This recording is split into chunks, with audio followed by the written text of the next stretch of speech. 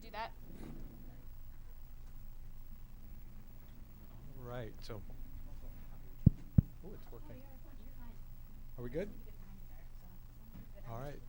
So welcome everybody to the Sandbox. I'm Steve Brown. I work in that office there and help out a little bit.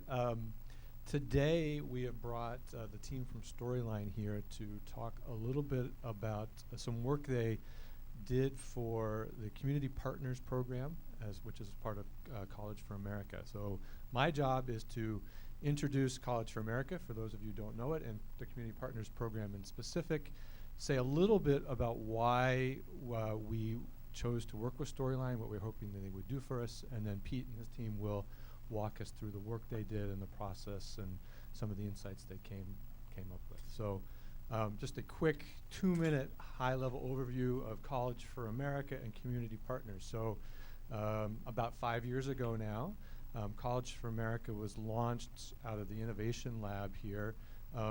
And the whole goal was to think about how do we engage the many adults out there in America who had given up on going to college or who had never really engaged with college.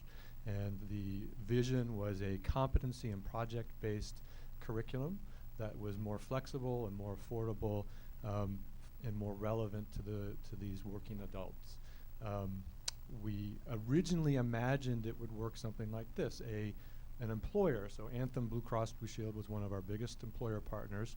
They would offer the College for America curriculum to its employees as part of a benefits package and a workforce development program.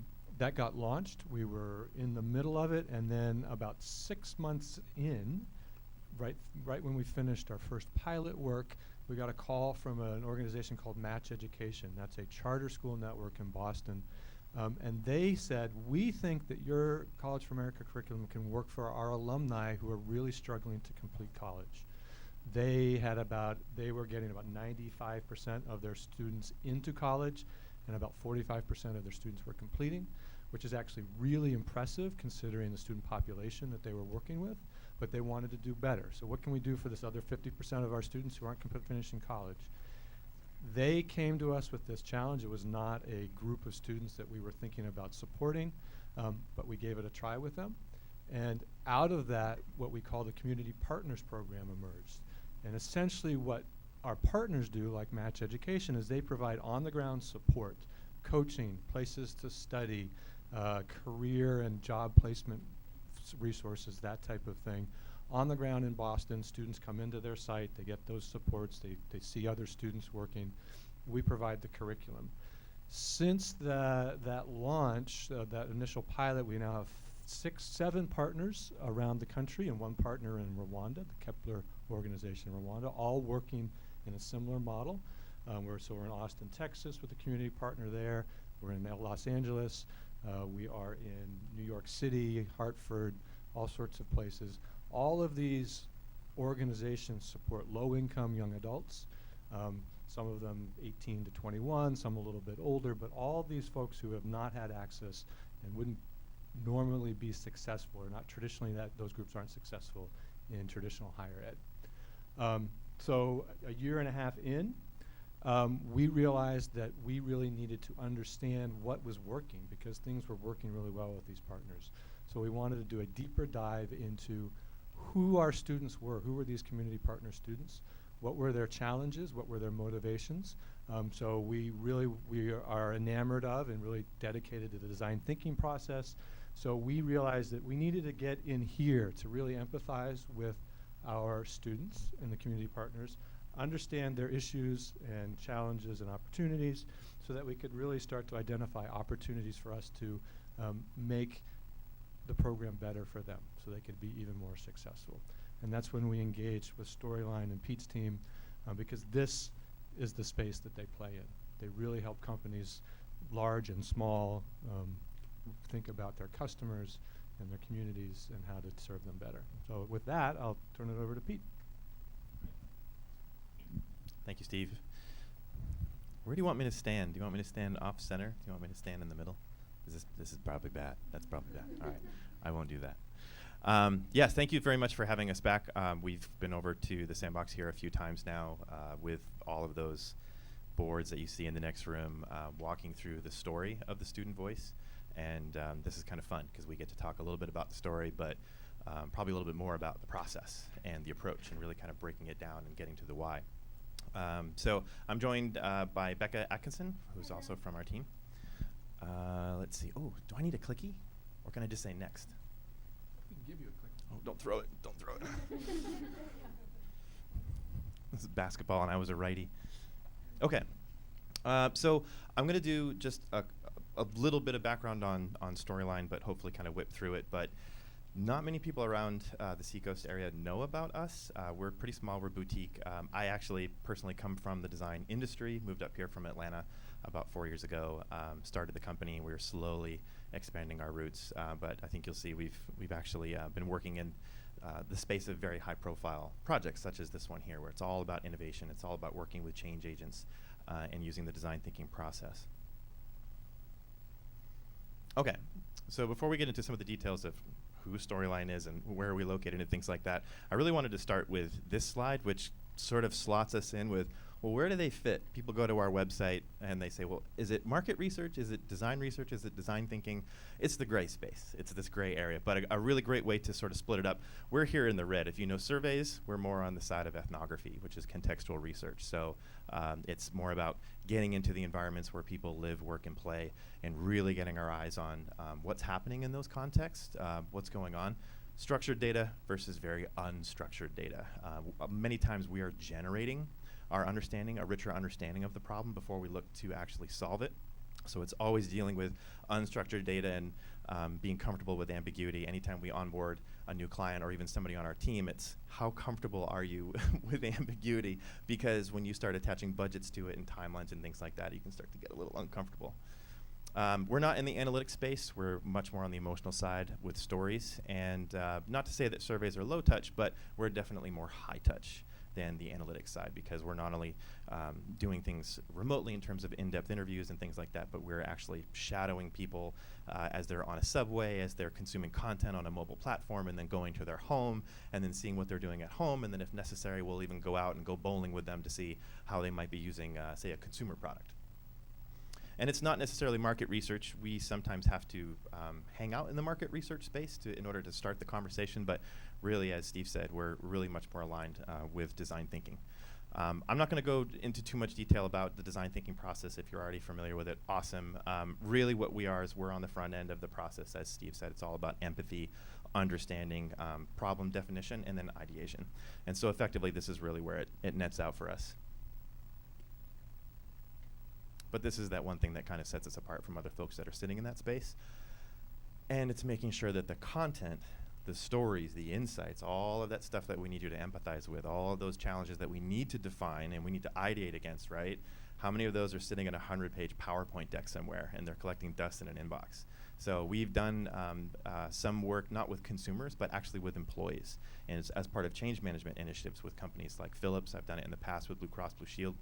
And what you learn is if you're asking the right questions and you've got a good process, you can get good insights. If you've got a good creative team and people are focused, you can move through ideation and get some great ideas.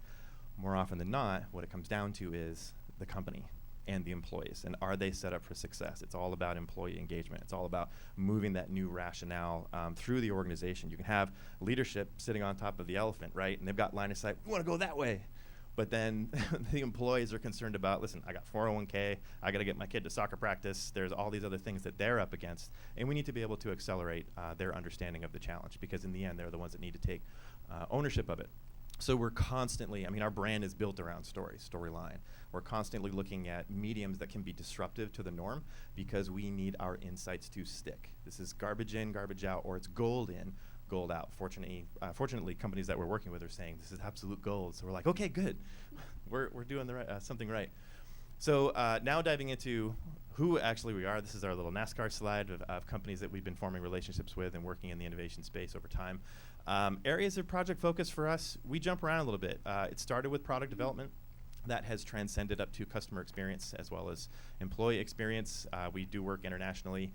We're based in Exeter. We're like 30 minutes down the road. If you ever want to stop by, you can meet Melly, the office pug. And we actually just got recognized in early 2017 by NHBR with the Best of Business Award, Best Approach to Understanding Customers. We thought, hey, that's awesome. All right, enough about that. So diving into this case with College for America and moving through it, Steve covered the majority of the front end of it, which I have a little bit of that here, and I'll probably speed through it since he pretty much covered what they were looking to do. I think the most exciting thing about this particular project is when you look at, say, a product or service or engagement lifecycle, sometimes we get brought in on the front end and it's pure discovery. Maybe it's the Internet of Things and trying to figure out why are people using certain things, or maybe it's a new market and we don't fully understand it, or we want to go from a B2C model to a B2B, or vice versa. Other times, it's all the way down the other end, and this is where we can kind of cue some of the technology companies on the prior slide of the 3Ms of the world, where the technology's done, and then they want to see, okay, now where can we fit this? Where is it most relevant for the customers that we're working with? Not all the time. But it is interesting. What's nice about this is it was really a plateau, as Steve said, where they said, okay, we have this certain amount of growth, but now what got us here isn't necessarily going to get us there. So let's focus on what got us to this point, which was the students. Let's make sure that we're connecting with them, we're engaging with them, and we're creating not only a feedback loop that's rich with authenticity, but can it be something that we can sustain over time? Can it be something that we can expand throughout the ecosystem of what College for America is trying to do? So that's obviously a great time for us to come in. A lot of motivation among the project stakeholders. Key objectives, I'm not going to read through these, don't worry. I'm not going to read through every one of these, but I think it does help to understand what are some things that we're looking for, right? What is that design mindset? What are the things that we're looking for that might be different from, say, traditional market research?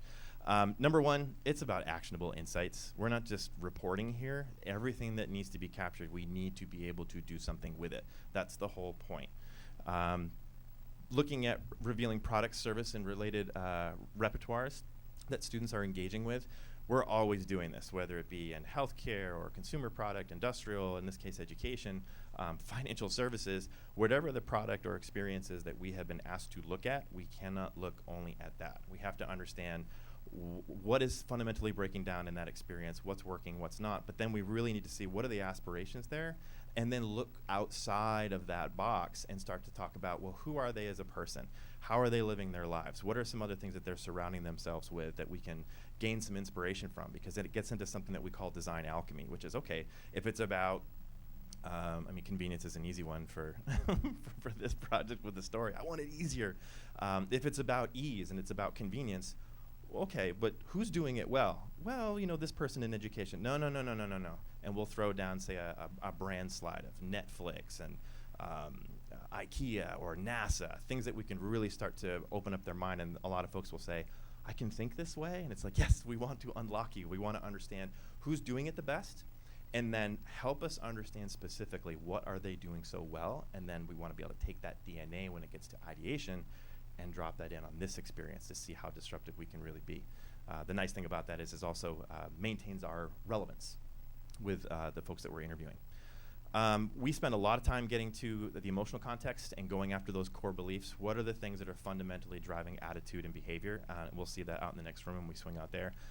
Latent needs, existing taboos. This was a big deal. Okay, online education. Are there any taboos that might be associated with that?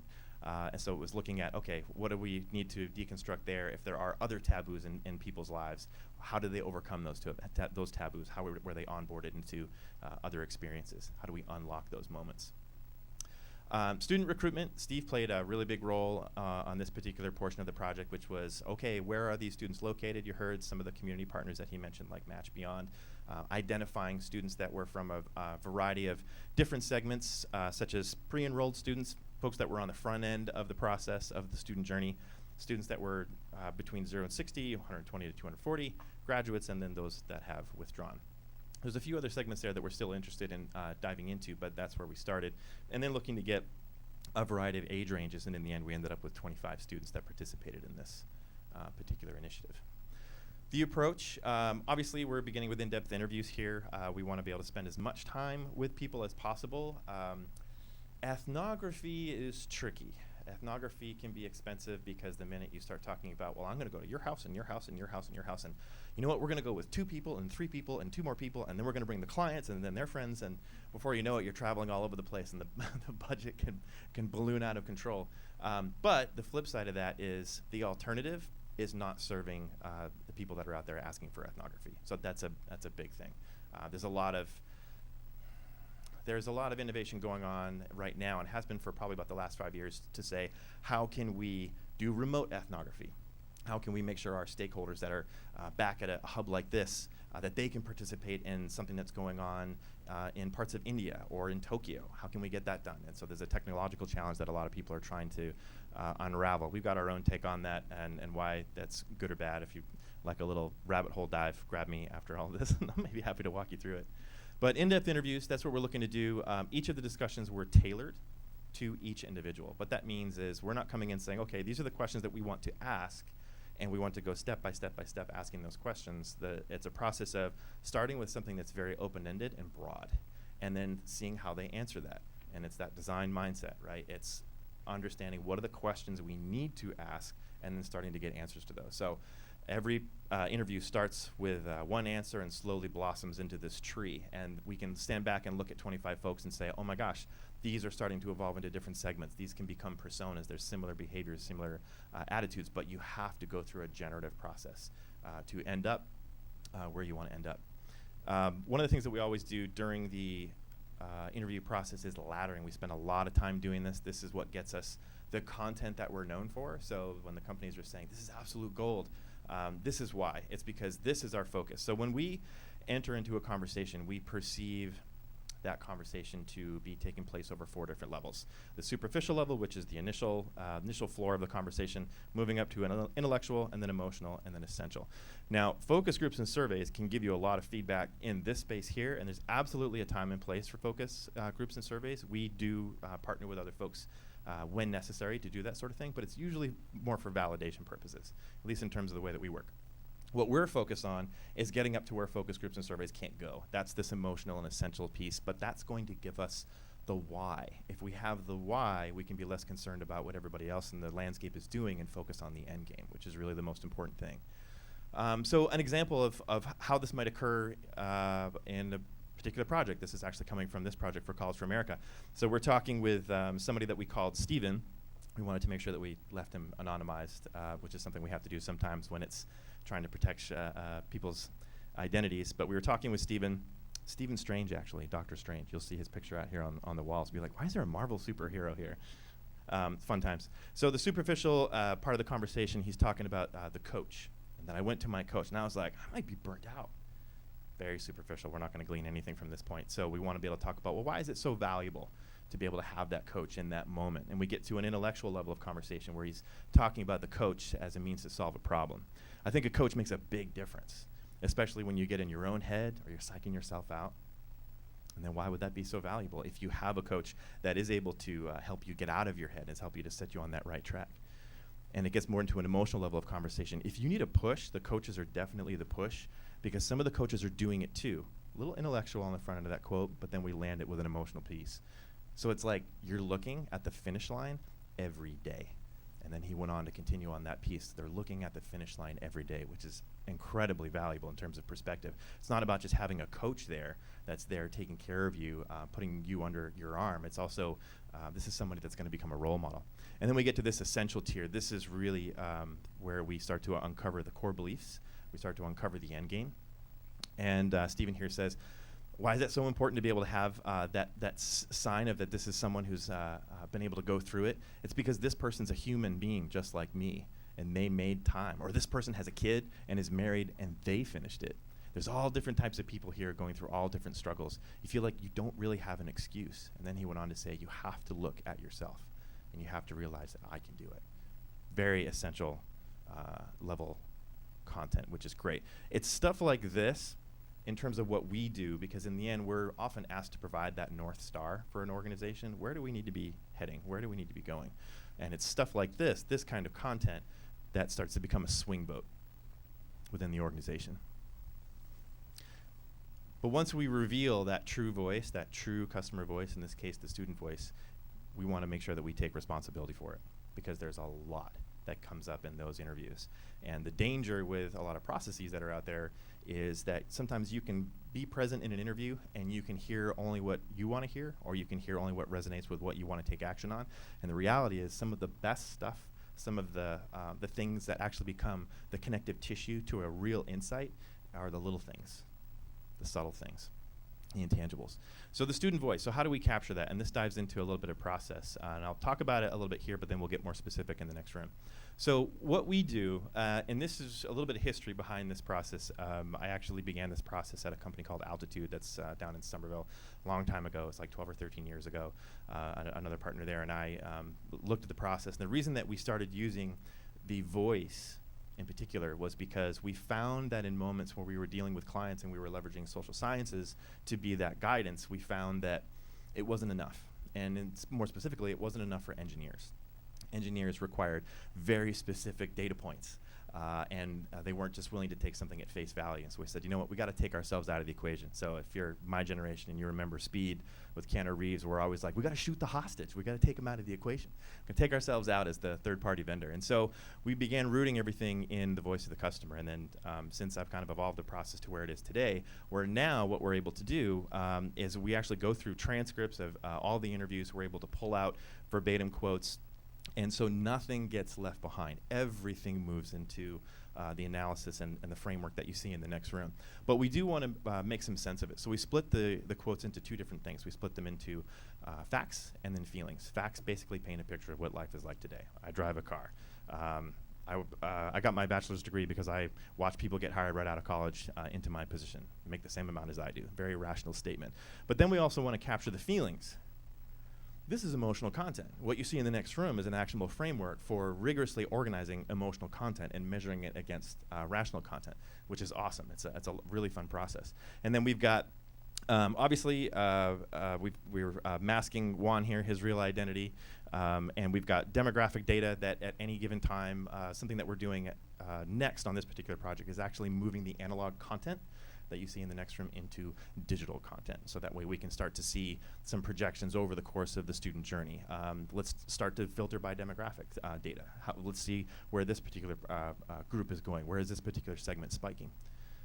So we'll go into a little bit more detail on this process and how we actually organize everything when we move into the next room. But this was over 5,000 quotes. Again, very, very high touch, but this enables us to make sure that everything gets moved. And then from that, we were able to connect everything and determine our insights. And I'll walk you through in the next room as to how we do that, how we maintain that connective tissue. But we split up the insights that were gleaned from the analysis into 5 different sections. We want to be able to focus on the core values, the big why, the top of Maslow's hierarchy of need. Why are they here in the first place? What are they trying to accomplish? Contextual constraints, what are they up against? Keys to unlocking them, the accelerators, detractors that are burdening the experience, those are our barriers. And then experience touch points, specific details along the way that surface that we want to make sure that we pay some attention to. And just a couple of quotes. This is about the student voice so just a couple of quotes from some of those insights. This was part of the forward section of fleshing out those core values, realizing the need for the degree. The contextual constraints. These students that we interviewed were very busy playing multiple roles. What you find is traditional college didn't work out. By the time they make their way back into College for America, they're already a husband or a wife or a partner, and they've got kids, and they're working a job and thinking about opening their own business. Maybe they're a preacher, they've got hobbies. So there's so many different things that are taking place, and that's actually something we need to design for with this particular audience. Good example of an accelerator. This is about students responding to empathy.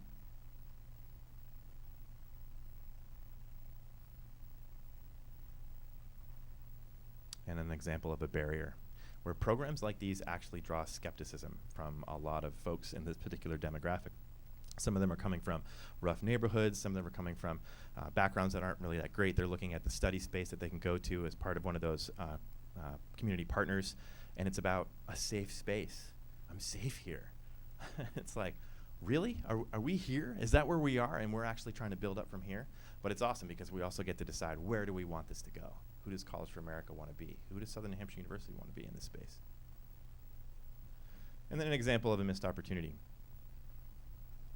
We heard this sentiment from a few different people that if I had known about this at the high school level, this might have completely changed my perspective, which has unlocked a number of conversations about where do we go from here in 2018? Who do we want to talk to? What additional voices do we want to pull into this particular program? So this is what we're getting at. Another example of how we take the design thinking process and we drink our own Kool-Aid. I was joking with Becca that we should put like a big Kool-Aid guy busting through a wall, and I thought, you know what, probably half the people aren't even going to know who that guy is. So one of the things that we do is always making sure it's not about just creating a deliverable. It's not about just creating a visualization tool for the sake of doing it. We want to make sure we're doing it for the right reasons. We've actually spent a lot of time visually mapping journey maps, looking at journey maps out there over the course of a number of years now to see, well, what's the right way to do it and what's the wrong way to do it. And what you see with a lot of journey maps out there is they're designed more to serve the person that's building the journey map because it helps them make sense of everything that they're trying to cover, but then that might completely fail when you get to the actual audience. So we knew with this one, it was, okay, yeah, we want to be able to map a journey, but really what we're doing here is we want to be able to share the student's perspective on how they view their journey. So what we actually have, and just in terms of socialization, and we can dive into a more specific level if you'd like to a little bit later on what's going on with this journey map, but the biggest thing was we want to be able to convey that, look, this is a journey that people are on, and it's literally no different than a railway system that's diving into a subway. We think the College for America experience is nice and clean, and it's on the surface, and the reality is these folks are trying traditional university, they're not able to make it, or they come back down. Sooner or later, if they make their way into College for America, they go underground. And underground are a lot of other subway lines that they can run into. My kids, my spouse, my family, my hobbies, money, health, work. Work comes in with this big commuter rail, bam, right into Life Station. And what we found in looking at the journey was, okay, they go through all these steps, which you'll see out in the next room, but eventually they get to this moment of Life Station, and life happens. And where do we go from here? And what we found was the students that were withdrawing, they were getting off at Life Station, and they were jumping onto something else that was just as important. So it wasn't that the students were no longer engaged, it's that they were engaged elsewhere, and they want to be able to come back. And the more we started looking at this, we said, you know what, this is kind of Journey Map 1.0 for this particular project, but this is doing the right thing out of the gate, which is to shift the mindset that, look, the majority of this experience is not on the surface. It is underground, and it is constantly in competition with all of these other rail lines that basically get to what's going on in life. So it's less about a work-life balance. It's work, life, and learning. All three need to be treated. So we start to get into very high-level requirements in terms of where we go from here. This is a great quote by Finn that kind of sums that up.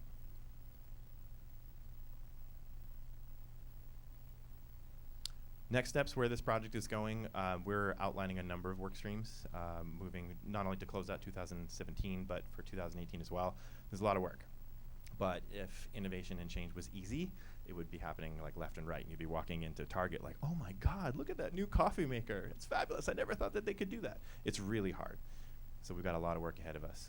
And this is the one thing that we need to keep in mind at all times. This particular age group, this is what they're looking for. So not only do we have to be relevant, highly relevant to a demographic that is largely not being served, we need to be highly differentiated compared to the legacy that's been out there for some time because it's just not working for them. And this is where they're looking for us to head. So at this time, it would be great to be able to hop up and move into the next room. Do you want to do like some Q&A here or move it into there and start the Q&A in the next room? That's a good question. I'm going to defer to our, which do you think would be easier? Well, if we move over to the other room, the people online won't hear the Q&A. Okay. So maybe we should do some Q&A. How are we doing on time? Good, 4 o'clock. 4 o'clock. Okay. We have a half hour. Non-watch where there's a reason for that. It's another story. So maybe a little bit of Q&A. Any questions? Yes. Could you speak to how the process and methodology you use is producing these actionable insights in a way that's more than just Yeah. You'll see it in the next room. What we do is when we're building an insight, we need to begin with a challenge. What's going on in the student's experience at this moment, that is a challenge. And then we want to get an aspiration that we want to be able to link to that. What do they want out of this? And hopefully we've done our laddering, we've broken out of the box, so we're not just saying, oh, it needs to be slightly better than the current incumbents. It needs to be something greater. It needs to be something richer. But then we always want to pair that, the challenge and the aspiration with the why, right? The why is the underlying inspirational piece that in many cases aligns all the different disciplines. So it's like you've hung out, you've seen one of the walkthroughs where we have people that need to be taking action on this particular story. And what you find is when you have something that's as big as this, and it's different, and it's not a PowerPoint, and you need to get up and walk around, but here are the voices, and you can start to flip through those things. It starts to foster alignment of people looking at the problem and looking at the big picture, looking at this silo versus this silo versus this silo, and we can always ground things in the why. So that way we get what we call connective tissue between the why, the challenge, and that aspiration. When you bundle those three things together, you've got an insight. The beauty of it can be a difficult sell up front, but the beauty of going through this level of rigor, this high touch process, is it makes the back end effortless because everybody has what they need. They have the specific details that they need. The process is designed to serve engineers, but then we can ladder all the way up to what are those three things that matter most, or what are those five things that matter most? What's that number one thing? What's that North Star? And we don't have to say what we think. We're able to ground it in the way the content was organized. Be a little bit more tangible once we move out here, for sure. Yes. How do you think your process is different from a traditional focus group that a marketing firm might conduct? It's a good question. So it certainly takes longer. I think the simplest thing is focus groups, you can miss context. So let's say if we are doing a project for a company that makes air conditioners, and we're sitting in a focus group and we're talking about air conditioners, versus actually going to Florida and seeing the person sweating and seeing the fury in their eyes as their air conditioner has broken down, and suddenly it becomes this massive story about why customer service and repair and things like that is so important. So context is huge in terms of the design thinking process. You know, we always want to make sure what are people doing, because many times when you ask somebody a question in the context of innovation, it's very hard for them to articulate. So sometimes if we're there and we can actually have that conversation, we can start to inspire the conversation based on what we see. Focus groups, it's really hard. We'll do focus groups on occasion, and what we find is we're a little bit better equipped to take the conversation where it needs to go, but it's always got a ceiling. The other thing that we run into with focus groups is the power play. So let's say there's 4 people and they've been selected for various reasons, and then we have the glass, over here, and who's behind that glass? So it's a strange situation to begin with already, unless you've got professional researchers that this is where they get part of their income, is to constantly attend focus groups, which is something that we need to try to avoid. But then you might have somebody that's just really passionate, and they're this particular type of personality. You go on the little DISC chart and you go, wow, there's an eye. This person's going to be really hard to try to tame, and then it comes down to how skilled is the moderator to be able to make sure that different people are not getting influenced. So it's not that ethnography is easier. It presents a different set of problems. Sometimes those problems are as simple as safety. You'd think, like, really? But yeah, sometimes if a company says, you know what, we want to go all the way down here, and then we find ourselves walking out back like, tell me about your oil drums, and what do you do for a social event here? Well, we throw cans in there and cans of beer, and we light it on fire. And we kind of hang out and tell stories, and we're just sitting there thinking, like, oh my God. A focus group is nice and contained, it's a nice sanitized environment. You're not afraid for your life. So some key differences there. Don't you think that in and of itself, I think that experience in and of itself is telling, which is very sanitized in a focus group. So the things that we glean from those observations of not just what they say, but also what they do, and things that they don't even know that they're doing. Yeah, the say-do factor. That's probably the biggest one. That's really the one I should have led with. It's the say-do factor.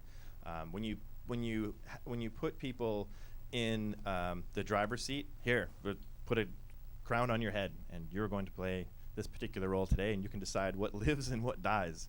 Which do you like the best? Which logo are you going to react to the most as you're driving down the highway at 75 miles an hour? I choose this one, and here's my reason.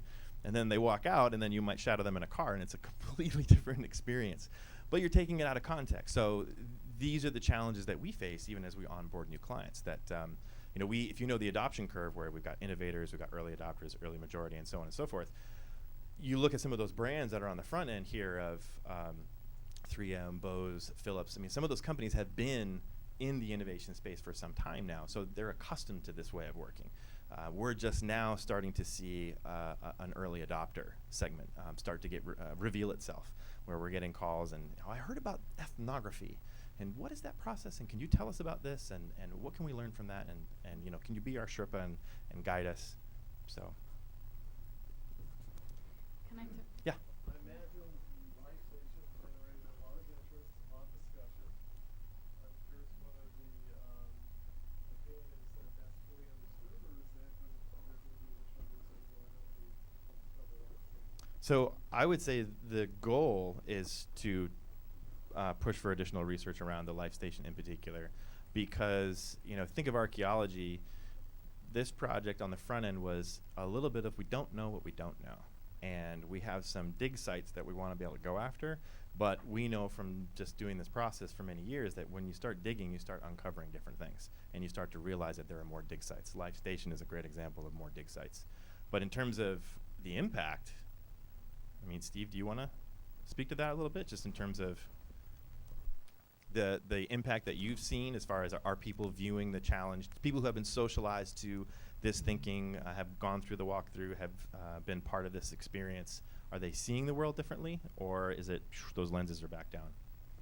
So I think, and I can speak mostly to the team downstairs with CFA, so the team that's looking at it is, so I think what we've been able to uncover first, yes, this confirmed some hunches that we had, which were great. Like, we understood Life Station in general. We had a kind of a sense that that's what was happening. There was some derailment or switching of lanes or whatever. But now that we've got this visualization, we're starting to have a vocabulary around it, a common language around it that we can have conversations about that are much more fruitful. We're also started to uncover questions that we didn't, like, we need to know more about X and we need to know more about Y, that are much more specific and are enabling the team to kind of think about, okay, where do we can prioritize, we can think more clearly and with a great deal more clarity about our next steps. So it's been a very useful one. But I think the next step is, one of the big next steps is, now that we know what we don't know, we need to go out and learn more. Yeah. So. What I would say is, if you were to profile everyone that we've worked with over the last 3.5, 4 years, they're all change agents. And they're all going through their own journey of how do we tackle this. You talk to Philips and they'll say, you're working with Storyline, get ready to look in a mirror. And that's like, it's a big moment. We're like, what are you telling these other companies? Don't tell them that. Don't scare them. But it comes down to, what can you accomplish internally? What kind of momentum do you need? And what can we do on the back end? Because we really want to take responsibility for that student voice and see that through. And we're seeing a lot of similar attitudes and behaviors in response to this that we've seen with other teams in the innovation space before. So we know this team's on track.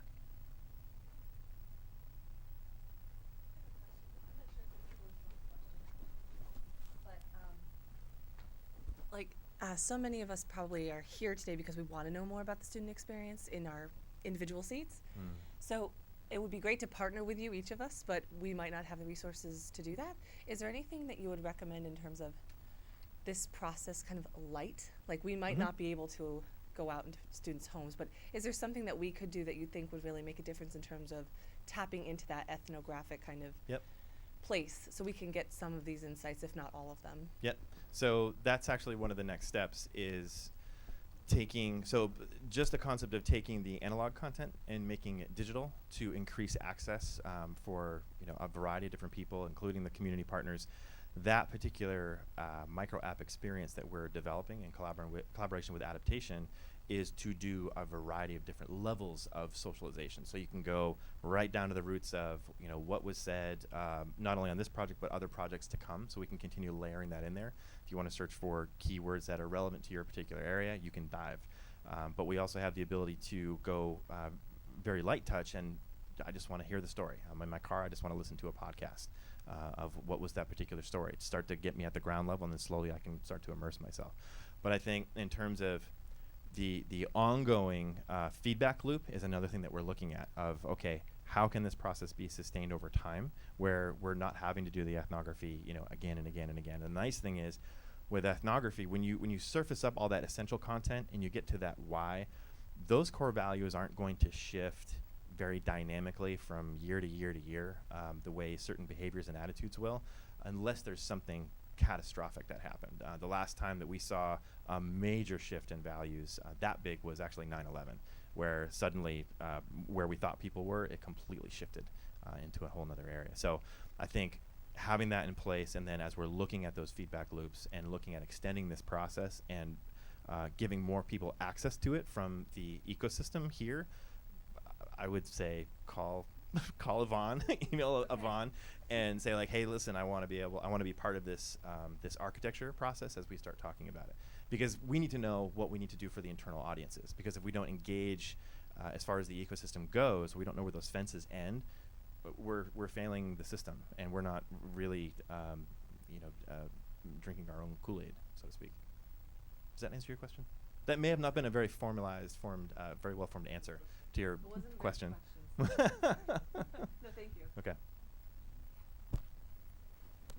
So following up on with another not fully formed question, how would you say, or to what degree are there connections between the sort of experiences that the stories that we're hearing when it seems more experiential and reflective in some ways, but what about behaviors? Mm-hmm. So you're talking about core values and maybe motivation, and life station makes a lot of sense. Yep. Those are all making choices around what's important or critical and what isn't comparatively. Yep. So, but what connection is there at this stage, or is that the next phase when you start looking at what are your actual behaviors, Yep. either in response to some stimuli or just as a regular practice? It's a little bit of both. So part of this particular initiative paired with a separate anthropological study where a local anthropologist actually went and hung out for a week at a time in some of these different locations, and we're actually in the process of unpacking his data right now and incorporating it into ours. But there's still a lot of those other dig sites of, one of the things that that surfaced was, let's call it, without revealing too much, without the consumption of content. Right? It doesn't necessarily have to be educational learning content. People are learning things all the time through mobile platforms, through a variety of different mediums. How are they doing that? And what is effective and what is not? And a few little tips of various icebergs started to surface. And we know from experience that's not something that we can say, this is what needs to happen. We need to go now say, okay, we need to shadow these people. We need to shadow them during their commute, or we need to shadow them in the evening when they're going to Panera Bread, or they're going to Starbucks, and we need to see what is the actual do, which is more of an anthropological position. So a little bit of both. Follow up. Do you use big data? No. I would say no. But this process, the fun thing about where it's going is we're working with Jerry downstairs, and from more of a quantitative perspective, and the cards, all of the data itself, when you start talking about over 5,000 quotes, it's there to be able to do quantitative projections. We don't do absolute numbers. We're really looking more for the deltas, and that's the way that we use it. So I would say we're moving more into the space of quantitative, but diving into big data and analytics, we'd have to draw a line somewhere. And so we're saying, okay, we're going to do the content piece. We're going to make sure that there's always a Sherpa that's taking responsibility for the voice and setting that direction.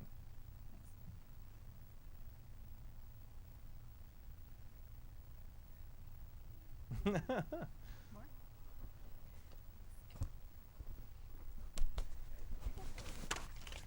Oh, sorry. You inspire me to ask a lot of questions. So. Good. Something you said triggered a thought for me. So how does the economy play in the space in terms of timing? So you were talking about the last time you saw a major shift in core values was 9/11, which certainly, really makes you think about what life and death and kind of what it means to be a citizen and all these other things. But I'm thinking about the economic crisis in 2008, Yep. which impacted a tremendous number of people who went back to school and may or may not have come out of that time with a degree.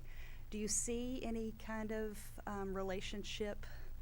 We do, and so it hasn't happened on this particular project to that full extent, but on the other projects that we've been through, we're not responsible for that. So I come from more of a foresight, trends, and people research kind of background on the design side, so I'm aware of that, and there are teams that's where they have that expertise. What's been missing is the voice from the street level, and really making sure that comes up to the teams that can do something with it. So that's where we focused our charge. But what happens is on the back end, once we start to go through the socialization, we start to talk about next steps, still planting our feet in the ground on being that Sherpa.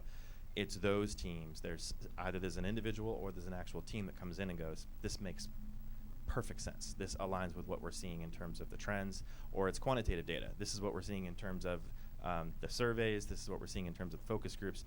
So a lot of times what happens is there's a big moment of validation for a lot of people. And sometimes even what's out here in the next room, some people, like Steve said, we were kind of aware of some of those things, but we didn't know how far down it went.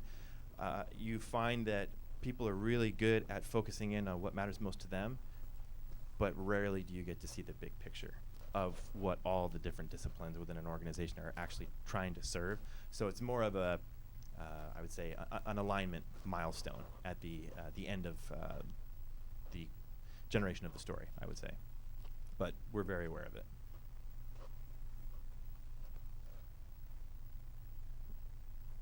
Being aware of time now might be a good time to transition into. One more question. Was there one more question? Oh yeah. So I was curious if you could speak a little bit more to maybe some of the front-loaded work that I assume took place in terms of helping SNHU to work through articulating the challenge they were trying to solve, and to what level is that piece ambiguous, or is kind of the end result ambiguous? I think, just speaking back to when we initially started to scope this project, the folks here didn't even know about us. So there was somebody that was on the team in platform development that was like starting to hear the questions that were being asked. We know this is the problem, but how do we go solve this? And they were saying, you need to talk to the people over at this company. You need to talk to the people over at Storyline. So when we started to hear the challenge that they were up against, if we don't really know, we don't know. We want to make sure we're doing the right thing by the student going forward. So there were a lot of, I would say, goals and objectives from a 30,000-foot view, but they were speaking our language. We sit in a very, very niche space, but that was like singing it was like listening to an orchestra. We were like, yes, this is a full symphony of our wheelhouse. I mean, we can absolutely come in and serve this. Sometimes those challenges are not fully vetted, and it needs to become a little bit of an exploration. Some companies aren't even willing to buy off on the concept of ethnography because they either have a legacy process in place or they don't want to spend the budget for travel and things like that. And so sometimes you even have to do baby steps to start to prove the value, get people on board, and even that starts to shape the challenge. It gets all the way back to one of those early slides of this is really about trying to figure out what are the questions that we need to ask, and then finding out what those answers are. There's always a degree of ambiguity, but for us, hearing what we heard from that 30,000-foot view of the struggles that some of the team was having, it was like, okay, we've heard this before, and we know the best way to go about doing this. Okay. No, Match, Peloton U, which is based in Austin, and then Europe, which was actually not a community partner at the time. But we had students that were going through Europe that were gaining access to the College for America program. So just trying to figure out how much or how different these students' results are. Are they putting the whole program on? Yeah. The fun thing about this space is it's a bit of an innovation space. Some of these students, there's a couple of quotes out here where they actually recognize as I'm an innovator because I know this other traditional stuff, this didn't work. They're trying to force Generation X's program into Gen Y, and that's completely irrelevant to me. You're talking about not just students, but empowered consumers. completely just derailed my train of thought. It happens sometimes when you get up on the soapbox. What was the question again? Well, so, I mean, the voices on the street, like it's First Street versus Fifth Street, where we have 40 Oh, right. So what we found was there are differences, but that's a big can that we need to open up moving forward. Because the reality is, Match Beyond versus another site that we're looking at, Da Vinci, out on the West Coast, those are going to be completely different organizations. But what we're comfortable talking about right now is this is segmentation. It's not about making everybody exactly the same. It might be about everybody following the same governance, but in terms of how it's executed here, with maybe proactive students who have a little bit more money versus over here, it's a completely different design, and they don't have the facilities that maybe a Match Beyond has. And that's okay. What we want to understand is, what do they want to accomplish? What are they up against in terms of following the guidelines that are being set by College for America, and then starting to take all of that stuff back, integrating it into this process, and giving people that direction. But yeah, it's no different than saying, like, you're this type of customer, you're this type of customer. How many iPhones are in here? How many Samsung phones are in here? I mean, there's still that segmentation that we need to look at. Yeah. Okay, great. Thank you. Well, now is probably a really good time to swing into the next room, and just to give you a flavor of what is on these walls. What are we doing on time? 4:24. So cover it in like 3 minutes, basically. Okay. This is funny because they've heard it and they're like, wow, that takes like 90 minutes to go through the whole thing. It's okay. We're not going to go through the whole thing. Is this, do you want me to just take this, keep walking over here? Yeah. What's the protocol? Okay. If you don't trust anybody, grab your bag. If you trust people, leave your bag. But it's a good moment to swing over here. And we'll keep it real simple. We'll do just a quick 3-minute overview of what are you seeing here and how is it all mapped out.